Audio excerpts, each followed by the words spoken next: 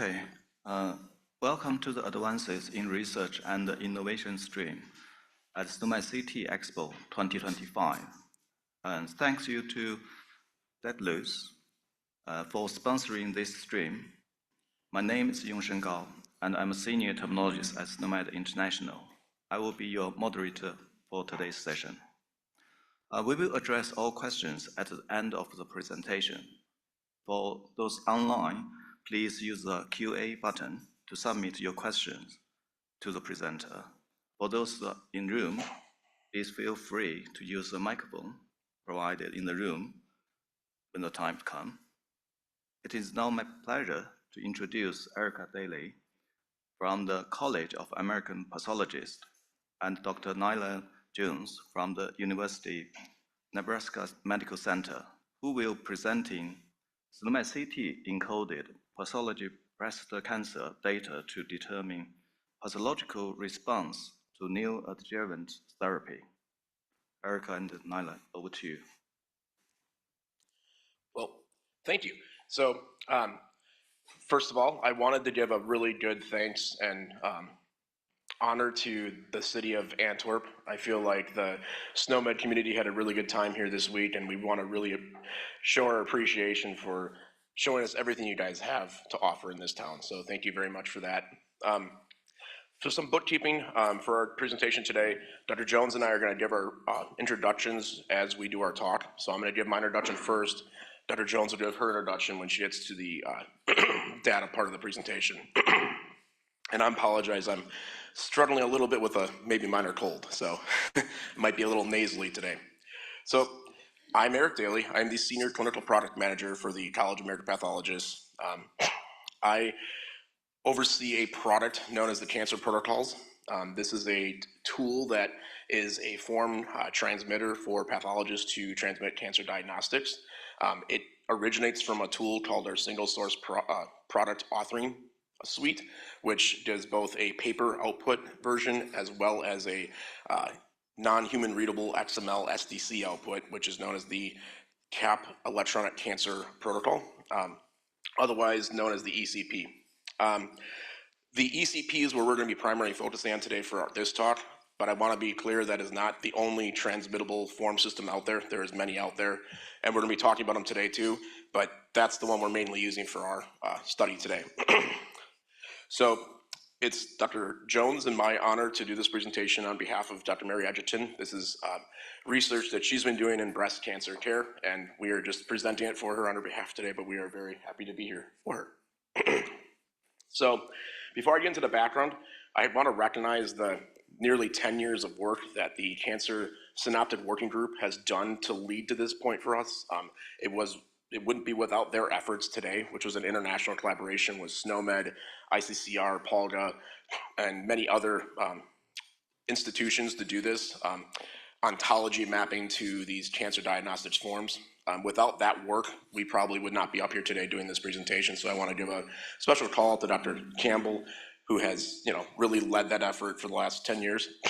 But specifically for today's presentation, we're going to be doing a clinical pathology study to compare treatment responses in breast cancer patients, looking at their neoadjuvant therapy, and more importantly, looking at how they potentially responded to that. The idea was here that, and I wish it would have been more, but we had 3 organizations we wanted to get data from. So we created a pipeline into common data models from their EHRs. Those institutions were the University of Nebraska Medical Center. Their pipeline happened to be PCORI, and then it was University of, Northwestern University and Iowa University, who pipelined into an OMOP model. The idea behind that was we then pushed this data and extracted it using SNOMED concepts across these institutions and put it into a matrix to look at it. The hope was to show how the Cancer Synoptic Working Group's efforts helped us to do this, and that's where we really are here today to show. And the real main effort was, could we extend this internationally? Could we work with a POLGA? Could we work with an ICCR and show this not just in a North American setting, but could we do this across boundaries, across borders, across the pond? So that's the goal. So we started this effort knowing that the data was important, and a lot of us sat down trying to figure out, how do we reflect that? But when you really look at the data, it's kind of like unrefined oil in an EHR. You can't get the data out, just like you can't get oil out unless you start to refine it. You can't utilize it. So we really went with that mentality and realized that, we really need to clean it. And the cleaning really is the synoptic matching to the SNOMED concepts, giving them a firm ontology and diagnostic definition.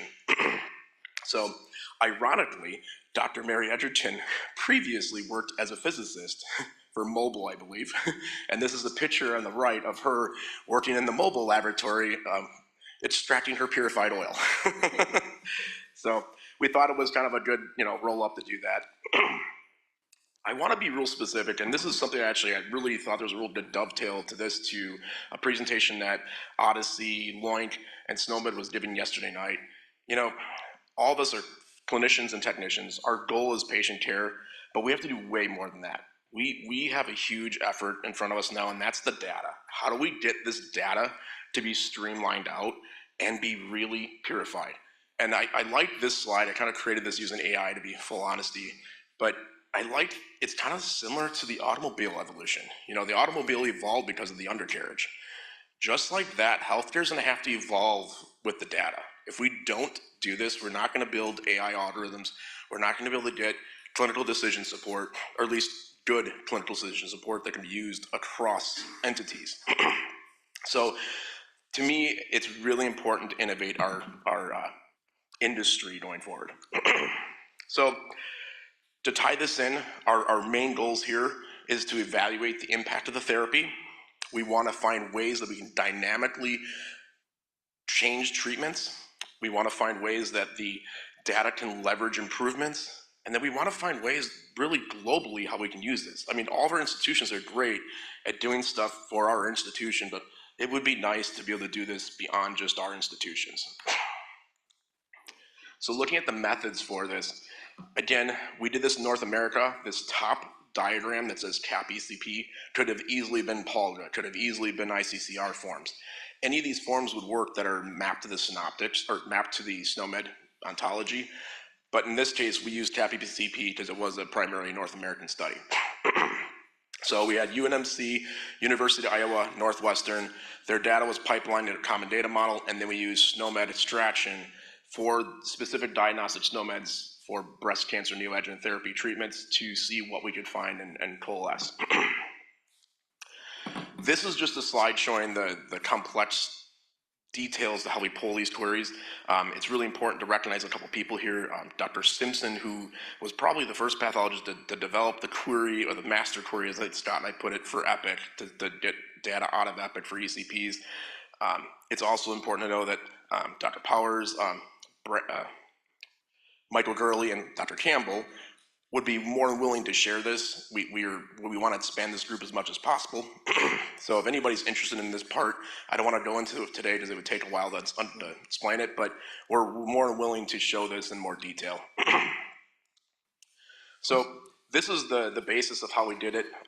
Structured data capture is the format that we use for ECP. It really could be translated into any of these other organizations for ICCR or POLGA. It's a form system. So on the left-hand side of the screen, you are seeing the CAP ECP SDC XML. It's the non-human readable version. If you see the red lettering, that is our composite key, or our C key.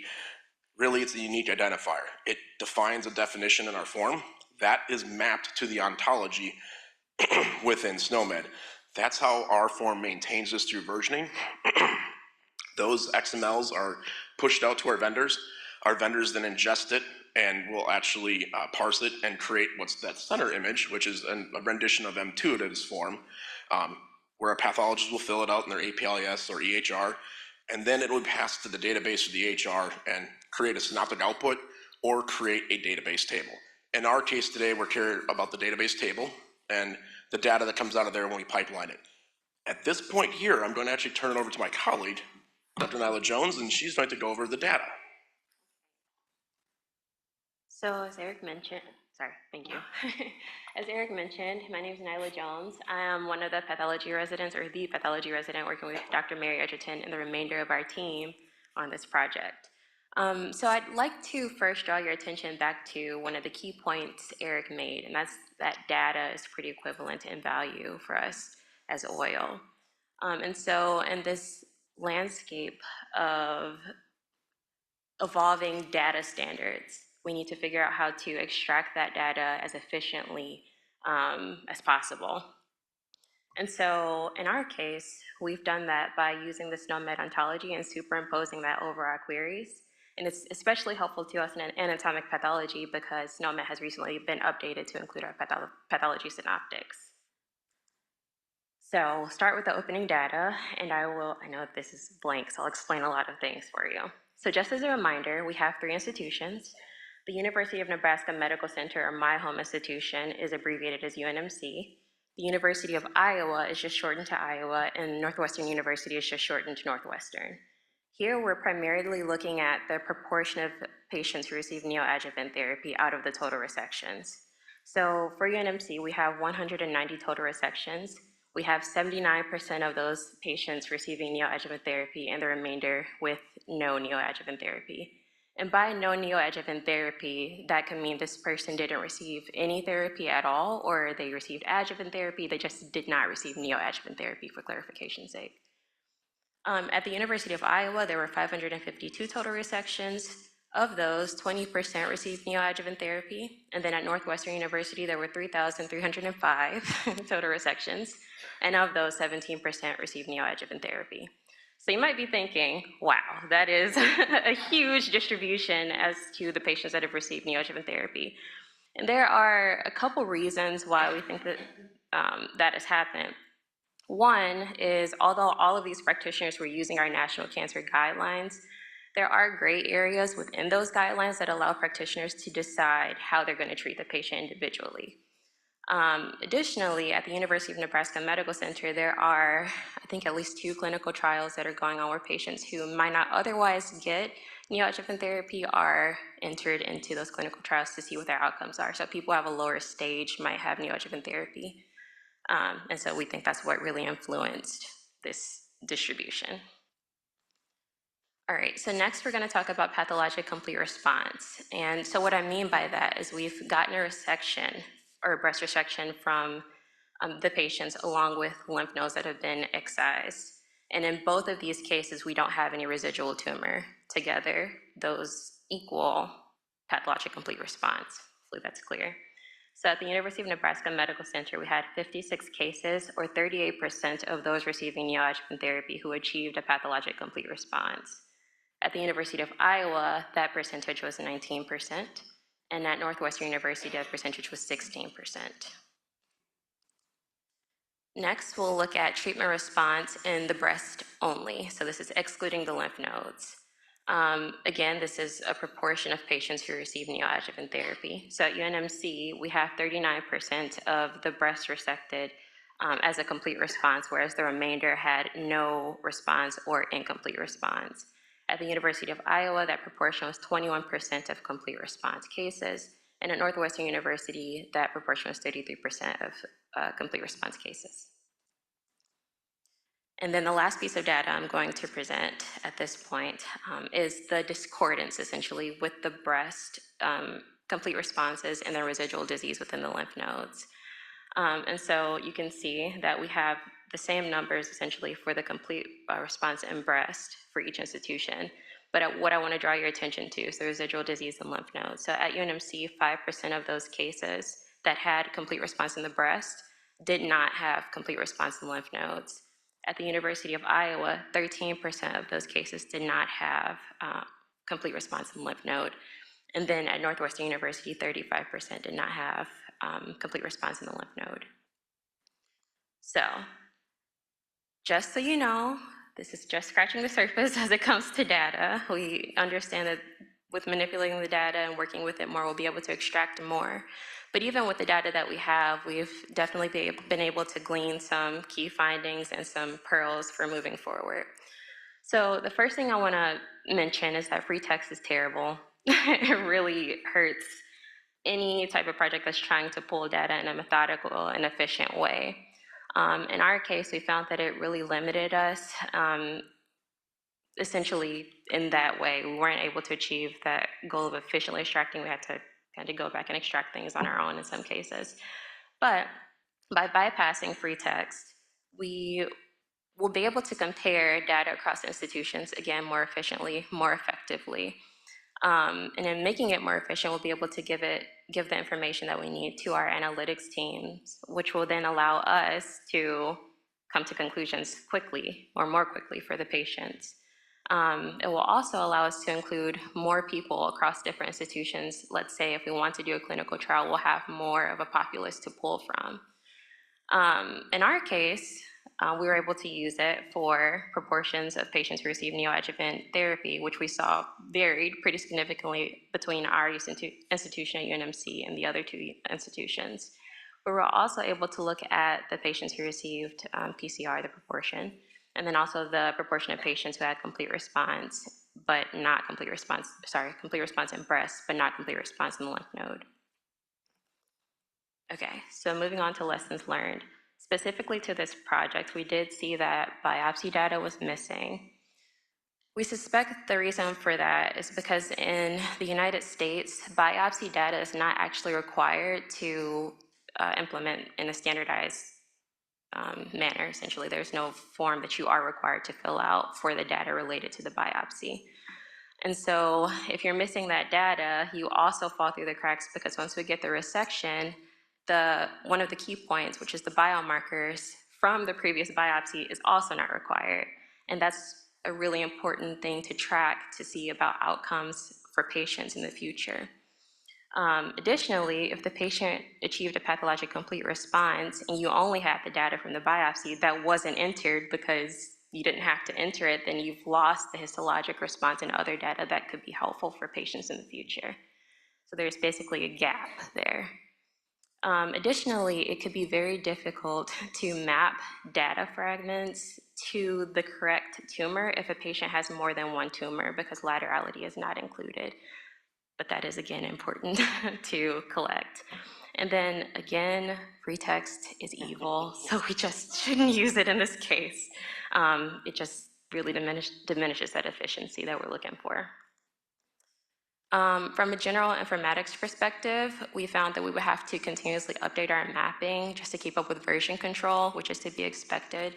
And then we also found that the granularity we were looking for with this data was actually achieved by just SNOMED alone.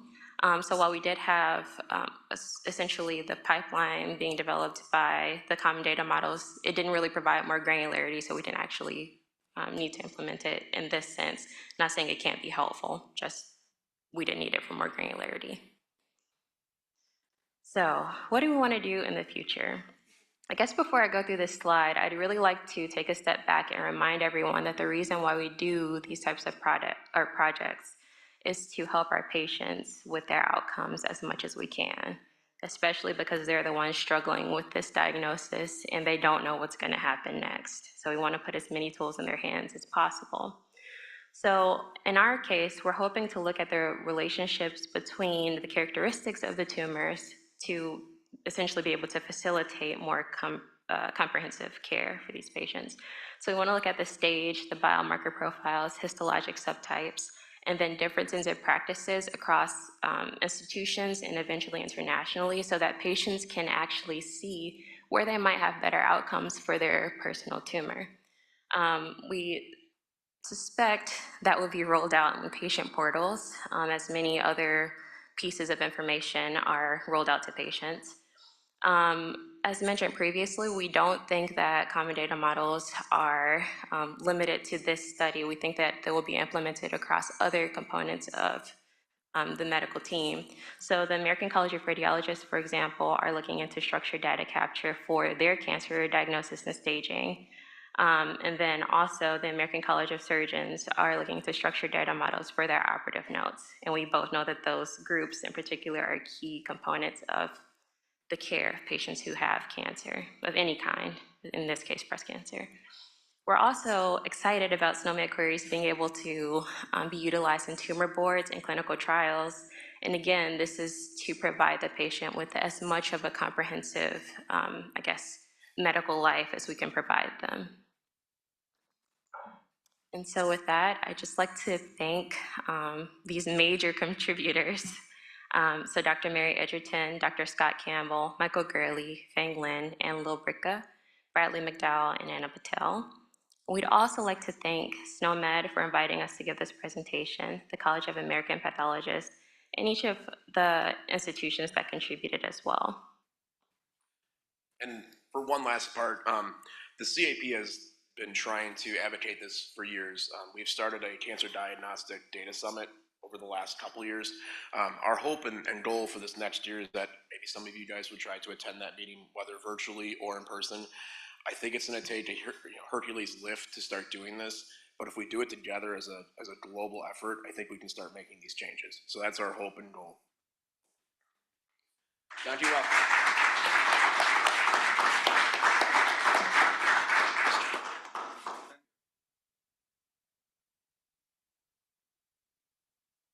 Yeah, please use a microphone so ask a question so that everyone can hear clearly because we are recording the session.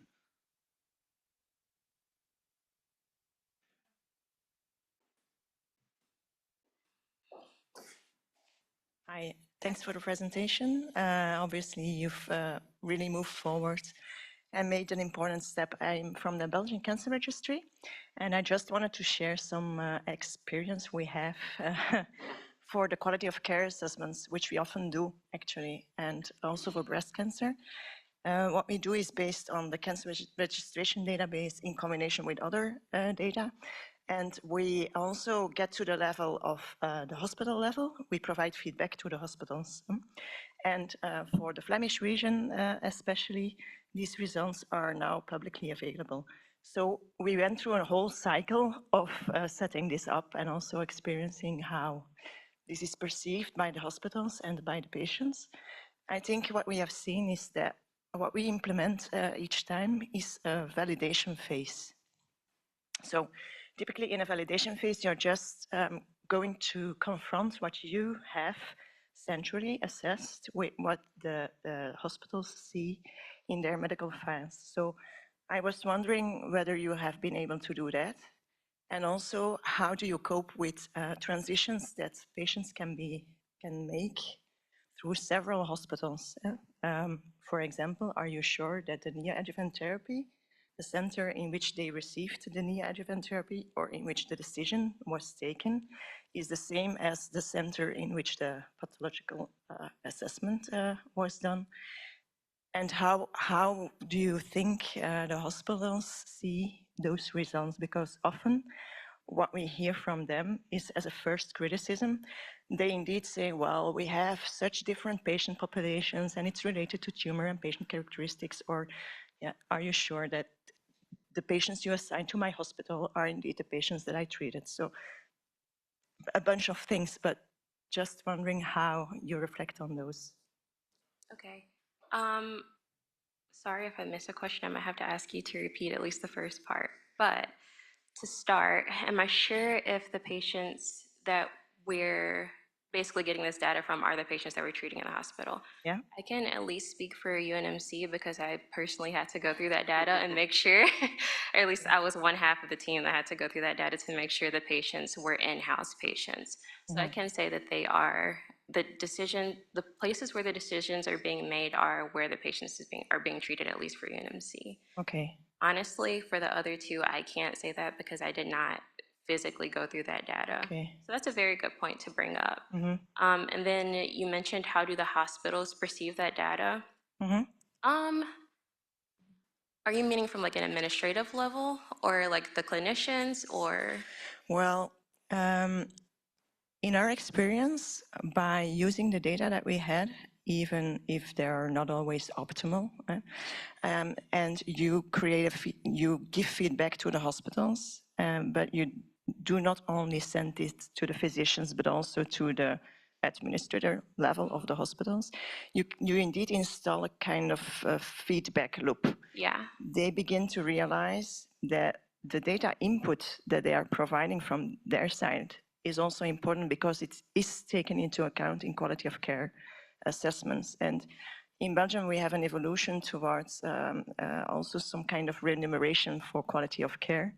So in that context, it can be helpful to indeed send it to several levels and make it publicly available. I think that that's a really good point as well. I would say at this point, we haven't reached out to at least the hospital administrators.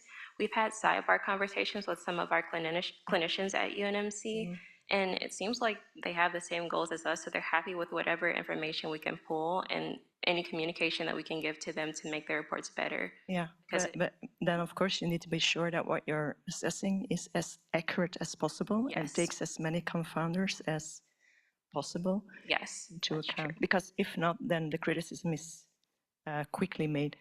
Yeah. Yeah. There's another important part there too. When it comes to the registries too, a lot of this data is translated down to registries through interfaces. I think this would be something that Dr. Campbell and I could take back to our CDC grants and ask if this is something that's actionable and maybe something that should be looked at for future use cases in the CDC grants that we have supporting our tools. Or maybe decide with them together what quality of care indicators they would like to have. Yeah. Okay. Thank you for your question. Yeah, that was a Work. good question. Yeah. I think we'll. Thank you. Yeah, sorry. Congratulations. I think that's excellent work, and that's actually why we're doing SNOMED CT for, and just going to define how we can treat patients better. And I fully agree with you. There's a lot of bias inevitably, but we have to improve that. And there is SNOMED CT, the ideal tool, in my opinion. So it was just a comment. Thank you. Thank you. Thanks. I think that's about time, and really great to see the code have been used. In particular, this is a new area. Actually, it's enhanced in the last few years. The hard work with our colleagues in this room, actually.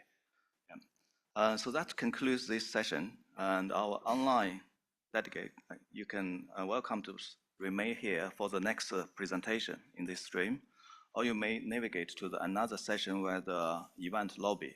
And thank you again to Erica and Nila.